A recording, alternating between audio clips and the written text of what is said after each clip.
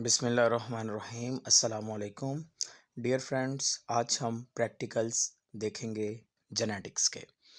तो अगेन वही 4 क्वेश्चंस जिनके ऊपर फोकस रहेगा। नंबर 1 के 2 क्वेश्चंस जो होंगे उनमें से एक क्वेश्चन जो होगा वो स्पेसिमेन आइडेंटिफिकेशन का हो सकता है, नहीं भी हो सकता, लेकिन एक जो है वो तो कंफर्म होगा कि माइटोसिस मियोसिस इनके ऊपर आपसे पूछा जाएगा। ठीक है, तो पहले तो आप ये प्रैक्टिकल का देख लें कौन कौन सा आप लिखेंगे, किस किस चीज़ को आपने प्रिपेयर्ड करना है। देखें, अगर हम इसके प्रैक्टिकल की बात करें तो प्रैक्टिकल में आप सबसे पहले तो बुक को प्रिपेयर करने के लिए यहाँ से देख लें। सारा कुछ जितना भी मटेरियल चाहिए वो आप यहाँ से ले सकते हैं। ठीक है, अगर तो आप नोट कर रहे हो तो वीडियो को फिर पॉज करना, स्क्रीनशॉट लेते जाना, तो आप लिखते जाना। ठीक है, लेकिन इसके अलावा वीडियो लाजमी देखना। उसकी एक वजह मैं बताता हूँ। उसकी रीज़न जो है वो ये है कि बहुत सारी चीज़ें ऐसी हैं जो मैं आपको गाइड करूँगा यहाँ पर वाइवा से रिलेटेड, कि जेनेटिक्स में किस तरह से वाइवा के क्वेश्चंस पूछे जाते हैं। देखें, अगर हम बात कर लेना जेनेटिक्स में, यहाँ पर मेन आपको पता होना चाहिए कि सपोज डैट हमारे बार मैं बताता हूँ एक तकरीबन 2000 सेशन 18 की बात है। हाँ जी, शायद 14-18 की बात है। तो एक वाइवा के लिए काफ़ी स्ट्रिक्ट टीचर आ गए। तो वो जो स्ट्रिक्ट टीचर थे उन्होंने काफ़ी सारे कॉम्प्लेक्स क्वेश्चंस किए। तो मैं आपको बताता हूँ कौन कौन से क्वेश्चंस थे। क्वेश्चन नंबर 1 अगर हम बात कर लेते हैं, जैसा कि जो आपका गोल्डन ब्लड होता है, what is a golden blood. ठीक है, क्या गोल्डन ब्लड का कलर गोल्डन होता है? या फिर सेकंड नंबर, कौन सा ऐसा कंट्री है जिसमें दो ऐसे ब्लड ग्रुप सिस्टम के बीच में जो मैरिजल सिस्टम है वो बैन कर दिया गया है, यानी कि इनके बीच में मैरिज कभी नहीं हो सकती, उनका ब्लड ग्रुप क्या है? ठीक है, नो डाउट कि it looks like a very weird question but it is still important and have the very benefit, very good importance according to the exams point of view. जैसा कि हम जानते हैं कि अगर एग्जाम में कोई भी क्वेश्चन आता है तो वो इम्पोर्टेंट ही होता है, बेशक छोटा हो या फिर बड़ा हो। ठीक है, तो यहाँ पे पहले तो आप देखें कि यहाँ पे अपरेटस में लिखा गया है 0.7 सलाइन सोल्यूशन 1% HCl। तो आपसे पूछ सकते हैं कि 1% HCl का क्या मतलब है। आपसे ये भी पूछा जा सकता है कि भाई 70% अल्कोहल सोल्यूशन कैसे प्रिपेयर्ड होता है। ठीक है, तो ये चीज़ें आपको पता होनी चाहिए। माइटोसिस के बारे में बेसिक इन्फॉर्मेशन आपको पता होनी चाहिए।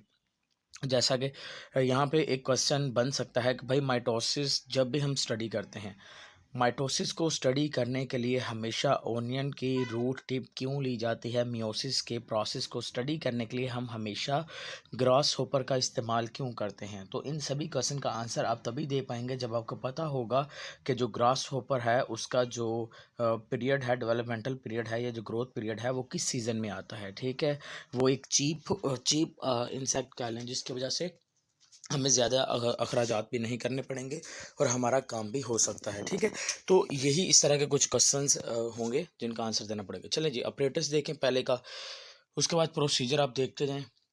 ठीक है, देखें ये जो प्रोसीजर्स वगैरह होते हैं ये, क्योंकि अब तो आप लोग ऑलमोस्ट एंड वाले सेमेस्टर्स में हैं, आपने एफएससी में पढ़ा है, 9th में पढ़ा है, तो आपको काफ़ी कुछ पता होगा इसके बारे में। लेकिन इसके अलावा जैसा कि माइटोसिस जो होती है इसको हम इक्वेशनल डिवीजन क्यों कहते हैं। अगर हम माइटोसिस की बात करते हैं तो माइटोसिस इंपॉर्टेंट क्यों होती है, और जो नेचर है, नेचर ने मियोसिस को सिलेक्ट ही क्यों किया, माइटोसिस को सिलेक्ट क्यों नहीं किया।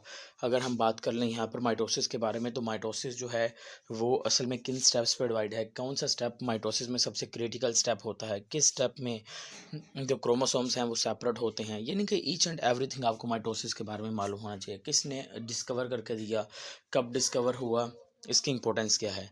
Experiment number 2 that is about the study of meiosis in grass hopper. Grass hopper के अंदर अगर हम मियोसिस को स्टडी करते हैं तो यहाँ पे देखें, जैसा कि मैंने आपको पहला क्वेश्चन बताया कि मियोसिस को स्टडी करने के लिए ग्रास होपर ही क्यों आपको चाहिए। नंबर सेकंड, आपको प्रोसीजर आना चाहिए। नंबर थर्ड, आपको मियोसिस के स्टेप्स आने चाहिए। Meiosis 1, meiosis 2। मियोसिस 1 एक रिडक्शनल डिवीजन है, मियोसिस 2 एक इक्वेशनल डिवीजन है, जस्ट लाइक द माइटोसिस। इसके अलावा अगर हम बात करते हैं सिग्निफिकेंस की, तो that is all about the meiosis. ठीक है, उसके अलावा मियोसिस में जीन रेगुलेशन के बारे में थोड़ा बहुत आपको मालूम होना चाहिए, तो that is important for the viva. और उसके अलावा ये डायग्राम्स जो कि आपको प्रैक्टिकल्स में बनाना पड़ेंगे। होप सो, मुझे उम्मीद है कि माइटोसिस या मियोसिस में से एक लाजमी आएगा। ये एक इम्पोर्टेंट चीज़ है।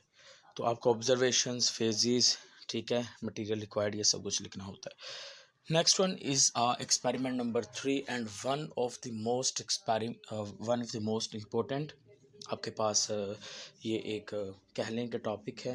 अगर हम बात कर लें इसको वाइवा के लिए या फिर बेसिक इन्फॉर्मेशन के लिए। अच्छा, ये सीरियसली मैं बता रहा हूँ कि जब मैंने दिया था प्रैक्टिकल्स तो ये उस वक्त भी एज अ लॉन्ग क्वेश्चन के तौर पर आया हुआ था।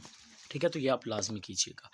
यहाँ पे toothpicks, blood samples, alcohol swabs, lancets, clean glass slides, ये सब कुछ आपको आना चाहिए। ठीक है, इसमें जो मेन चीज़ है ना वो आपको ऑब्जर्वेशन में प्रॉब्लम आ जाएगी।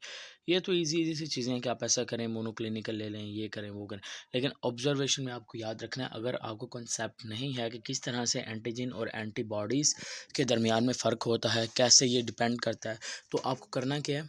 मैंने एक बहुत ही ब्रीफ और कॉम्प्रिहेंसिव एक्सप्लेनेशन के साथ वीडियो बनाई है एबीओ ब्लड ग्रुप सिस्टम के ऊपर। वो बेसिकली अगर हम बात कर लेते हैं एफएससी के लिए और हायर क्लासेस दोनों के लिए है। ठीक है, लेकिन उसको देखने के बाद आप इस काबिल हो जाएंगे, आरएच ब्लड ग्रुप सिस्टम और एबीओ ब्लड ग्रुप सिस्टम, इस काबिल आप हो जाएंगे कि आपसे कोई भी क्वेश्चन जो पूछेंगे वो आप उसका आंसर कर सकते हैं। इसको खुद से भी लिख सकते हैं अगर ये आपको समझ नहीं आ रहा है ना कि if blood cells clump together when mixed with antibodies anti against, तो इस तरह से ये। इसके अलावा आपको वो बनाना भी होता है, ये देखें, ये चीज़ आपको बनाना होती है, ये आप लाजमी बनाइएगा। प्रिकॉशंस फॉलो कीजिएगा। ये एक बहुत इंपॉर्टेंट क्वेश्चन है जो मैंने भी किया था। उसके बाद मेन जो चीज़ है ना, जेनेटिक्स जिसको असल कहते हैं, वो आपके पास ये वाली चीज़ है। यहाँ पे देखें, जो ए और बी है यहाँ पे देखें।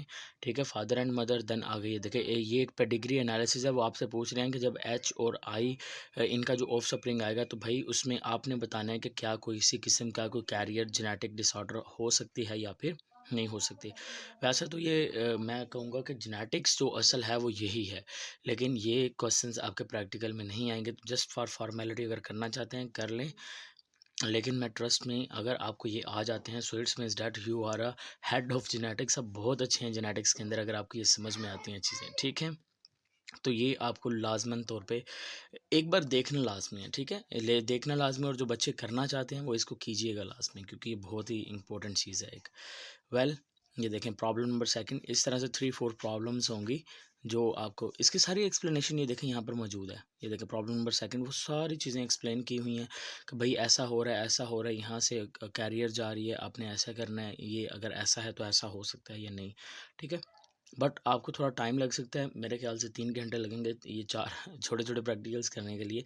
मीन्स समझने के लिए, करने के लिए तो नहीं, आपको समझने के लिए ज़्यादा टाइम लग सकता है अगर आप करना चाहते हैं तो। और अगर बस आप जस्ट फॉर टाइम पास करना चाहते हैं तो डेट्स इट, आप नोट कीजिए, लिखिए और इन्जॉय करें। ठीक है, तो मैंने आपको वाइवा के बारे में बता दिया, बुक के बारे में बता दिया, क्वेश्चंस आपको बता दिए, 2 इंपॉर्टेंट है एबीओ एंड मियोसिस वाला, और मेन जेनेटिक्स भी मैंने आपको समझा दी कि ये कुछ प्रॉब्लम्स हैं। ये देखें, वेरी गुड, ये बहुत अच्छा एक बनाया गया। ठीक है, होप सो, बस एंड होने वाला है, 3-4 पेजेस हैं, देन उसके बाद that's it, you can go and to another video of our channel and you can also enjoy each and everything, okay। लेकिन उसके लिए इंपॉर्टेंट है कि आपको हमारे चैनल को सब्सक्राइब करना पड़ेगा, शेयर करना पड़ेगा दोस्तों से, और वीडियो प्रॉपर देखा करें। ठीक है, क्योंकि बहुत सारी चीज़ें ऐसी होती हैं जो जब आप स्किप करते हैं ना तो उससे वो चीज़ें मिस हो जाती हैं, तो जिससे आगे वाली बात आपको समझ नहीं आती है। तो अगेन वही कहूँगा, लीडिंग आंसर्स देने हैं वाइवा के अंदर, प्रिपेयर्ड रहना है, हर लिहाज से कॉन्फिडेंट फील करना है खुद को, और उसकी आइज़ में देख के बात करनी है कॉन्फिडेंस के साथ। और अगर आइज़ में नहीं देख पाते तो मैं आपको बताता हूँ इसका सोल्यूशन क्या होता है। आप उसके ना हेयर स्टाइल की तरफ देखते रहें, उसको लगेगा यू आर लुकिंग आप उसकी आइज़ की तरफ देख रहे हैं बट आप नहीं देख रहे होंगे। तो आप कुछ भी बोलें ना, हो सकता है कि क्वेश्चन का आंसर ऊपर नीचे हो जाए, लेकिन जब कॉन्फिडेंस के साथ आप बोलेंगे तो that will be very helpful.